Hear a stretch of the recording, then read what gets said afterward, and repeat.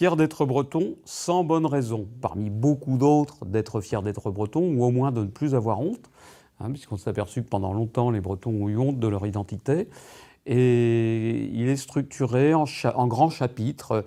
Et le premier a trait à la spiritualité, avec des gens comme Saint-Yves, par exemple le saint patron des Bretons, qui est aussi le saint patron des avocats.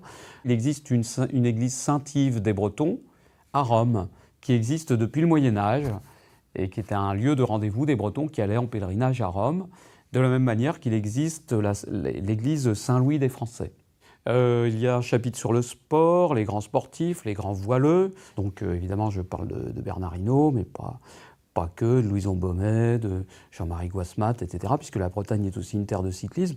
L'identité, le drapeau breton, comment il est né, comment il s'est développé, comment il s'est imposé aux Bretons, le drapeau breton moderne, le drapeau à bande, le grenadu, la musique, etc., les arts, la littérature, puisqu'on a aussi beaucoup d'auteurs de langue bretonne, mais aussi de langue française, bien évidemment, comme Chateaubriand, comme Renan.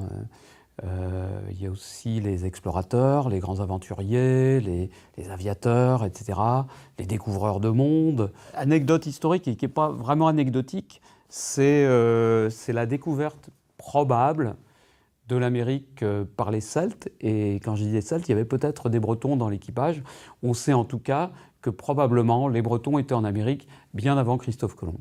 Je vais lire une phrase que j'ai mise au dos du livre sur la 4e de couverture. C'est une phrase de Gilles Servat qui disait, il y a quelques années, dans une belle chanson, « Les hontes qui nous pesaient dessus, nous ne les avions pas méritées.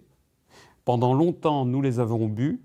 Maintenant, nous les avons jetées. » Donc je dirais que c'est un petit peu peut-être pour rendre hommage aux générations de nos grands-pères, nos grands-parents, nos arrière-grands-parents qui ont eu honte de leur identité, et pour participer justement à la levée de cette honte, à la disparition de cette honte.